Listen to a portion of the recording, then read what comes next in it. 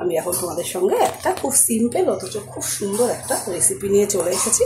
ঢেঁড়স তো তোমরা অনেকে অনেক রকমভাবে খাও, আমি যেভাবে রান্না করছি একবার খেয়ে দেবো, আশা করি ভীষণ ভালো লাগবে। তার জন্য দেখো আমার কী কী লাগছে।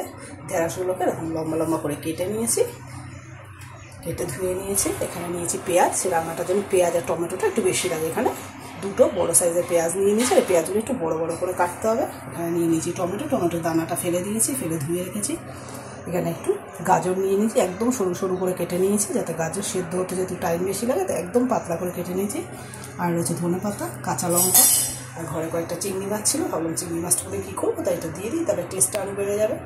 আর মশলা হিসাবে আমি তেলের ভিতরে, এটা সর্ষের তেলে রান্না করবো, আর মশলা হিসাবে আমি এখানে ফোড়নে দেবো হচ্ছে জিরে, কালারের জন্য শুকনো লঙ্কা, কাশ্মীরি লঙ্কার গুঁড়ো, ঝালের জন্য কাঁচা লঙ্কা দিয়েছি আর একটু শুকনো লঙ্কার গুঁড়ো দেবো, হলুদ, পরিমাণ মতো নুন, সামান্য একটু চিনি, আর সবার শেষে দেবো একটু চিকেন কারি মশলা। এই মশলাটা রান্নার স্বাদটা আরও অনেক সুন্দর করে দেয়। তোমরা চাইলে ম্যাগি মশলাও দিতে পারো, আর নাহলে এই মশলাটা স্কিপ করতে পারো। রেসিপিটা স্টার্ট করছি। সর্ষের তেল দিয়ে দিই, এটা খুব একটা বেশি তেল দিয়ে রান্নাটা করবো না, খুব কমই তেল দিয়েছি। দেখো 3 থেকে 4 চামচের মতন সর্ষের তেল এখানে দিয়ে নিয়েছি। তেলটা গরম হয়ে গেলে চিংড়ি মাছটা হালকা করে একটু ভেজে তুলে রাখবো। হয়ে গেছে। আর এদিকে চিংড়ি মাছটুকুনি আমি নুন আর হলুদ মাখিয়ে নিয়েছিলাম, এটাকে করে ভেজে নেব। চিংড়ি মাছগুলো দেখো আমার হালকা করে ভাজা হয়ে গেছে। এবার আমি তেলের ভিতরে গাজরগুলোকে দিয়ে দেবো, যেহেতু গাজরটা সেদ্ধ হতে বেশি টাইম লাগে, গাজরটাকে আগে একটু ভেজে নেব।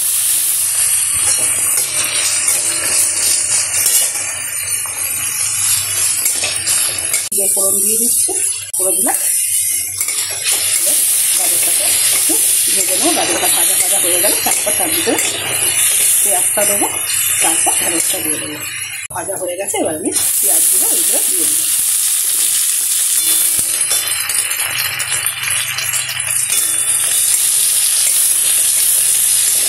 খুব একটা ভাজবো না, এবার গাজর আর পেঁয়াজের সঙ্গে ঢেঁড়সগুলোকে দিয়ে দিই। ভালো করে ভেজে নেব।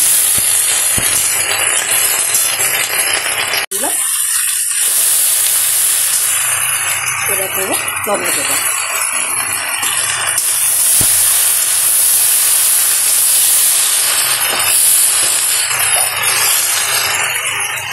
ওটা দিয়ে দিলাম ঝালের জন্য, কাঁচা লঙ্কা দিয়েছি আর শুকনো লঙ্কা দিয়ে দিলাম।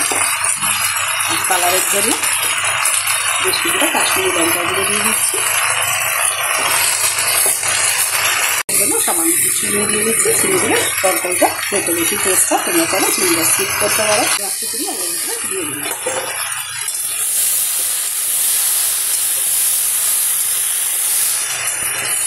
রান্নাটা তেল মশলা খুব কম লাগে, সেটা খুব টেস্টি আর কালারফুল একটা হেলদি রেসিপি। এটা রুটি ভাত দুধের সাথে খুব ভালো লাগে, আর এটা একটু টক টক মিষ্টি মিষ্টি ভাজা হয় তরকারিটা। দেখো কি সুন্দর কালারফুল হয়েছে তরকারিটা। দিচ্ছি সানরাইসের মিট মশলা। এই মশলাটা সবজির টেস্টটা আরও বাড়িয়ে দেয়। এটা দিয়ে ম্যাগি মশলা চাইলেও দিতে পারো তোমরা, আর চাইলে মশলাটা স্কিপ করতে পারো। মশলা ছাড়াও তরকারিটা রান্না সুন্দর খেতে হয়। এবার আমি সব কিছু মশলা দিয়ে ভালো করে একটুখানি ভেজে নিয়ে সামান্য একটু জল দিয়ে ঢাকা দিয়ে দেবো। তাই তরকারিটা রান্না করতে খুব কম টাইম লাগে, যেহেতু ঢেঁড়সের তরকারি। দিয়ে দিলাম, আমি একটু জলের ভিতরে অ্যাড করছি, দিয়ে ঢাকা দিয়ে কিছুক্ষণ রেখে দেবো। তরকারিটা দেখো অলমোস্ট রেডি। আমার এই হেলদি টেস্টি ঢেঁড়সের রেসিপিটা তোমাদের কেমন লাগলো কমেন্টস করে জানিয়ে। যদি ভালো লাগে লাইক শেয়ার কমেন্টস করতে ভুলো না, আর একবার বাড়িতে এইভাবে ট্রাই করবো, আশা করি খুব ভালো লাগবে সবজিটা খেতে।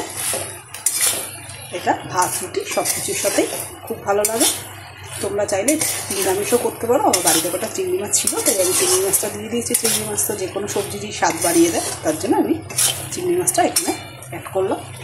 আর সবজিটা দেখো কত সুন্দর কালারফুল হয়েছে, যেমন কালারফুল তেমনই হেলদি একটা রেসিপি। আমার এই রেসিপিটা তোমাদের কেমন লাগলো কমেন্টস করে জানিয়ে।